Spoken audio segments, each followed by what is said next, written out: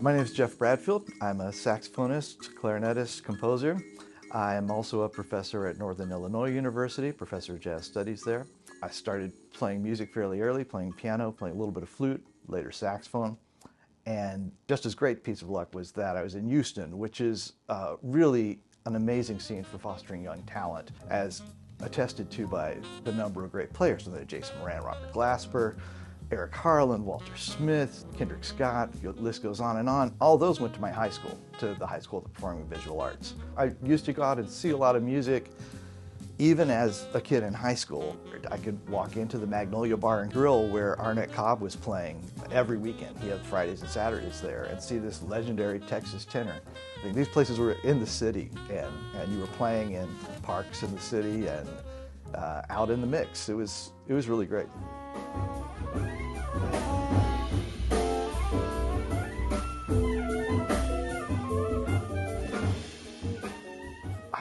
I feel amazingly fortunate to have gotten quite a lot of support from Chamber Music America over time. We brought the African Flowers Project into Hyde Park Festival, just did a bunch of programming down there through a short-term residency grant from CMA.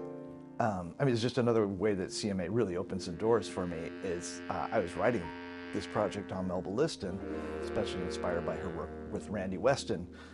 Through that project, I met Randy. Randy had always been a hero of mine, but I didn't know him. And he was coming through town and somebody told him I was doing this, and I met him, and I really wasn't sure what his reaction was going to be. Like, this is his writing partner and best friend of 40 years, and I obviously didn't know her, and what right do I have to say, oh, I'm going to write something about Melba Liston's life?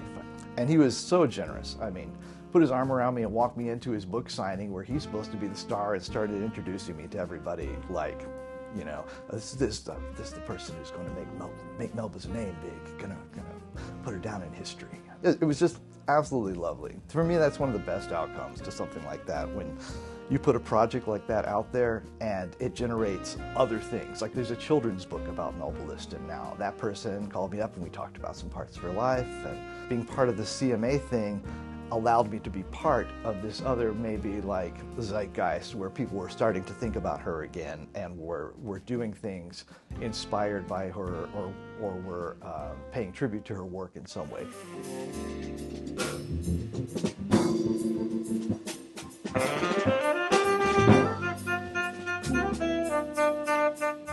Colossal Abundance is the name of my most recent project, and is also the name of the project that I will be premiering through this CMA commission this November. And the central idea with Colossal Abundance in terms of music was for it to in some way direct musical inspiration and otherwise spiritual cultural inspiration, personal inspiration from the music of the Shona people of Zimbabwe.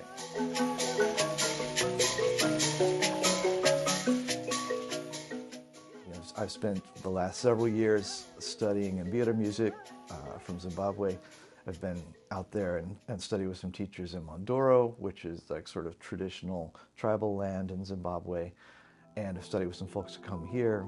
I've brought a great mbira player over from Zimbabwe to play in Chicago, one of my teachers, Samaita. So I'm very involved with it in different ways, and have been trying to figure out how to merge those two worlds, which is tremendously challenging.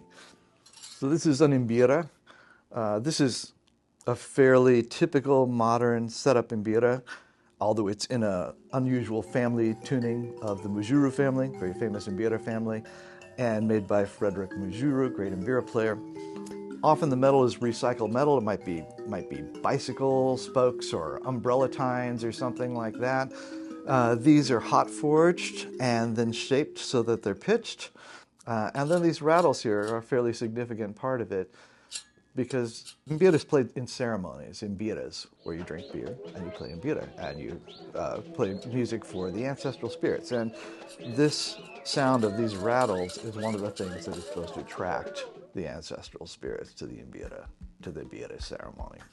The last one, I wrote new pieces on mbira and then wrote around those new pieces, essentially, but started from the mbira. This time I'm torn between doing that and maybe starting with actually fully intact pieces or segments of pieces and writing around those. Because the mbira is only one part of the Shona music, coupled with hosho, the percussion, the rattles, singing, sometimes ngoma drums. It's proving challenging right now, yeah. And I have, once the semester ends, I have about 6 weeks mostly blocked off in the summer for writing. Hopefully 6 weeks will be enough time to go through that stage where like I can bottom out and come back up and get some stuff done.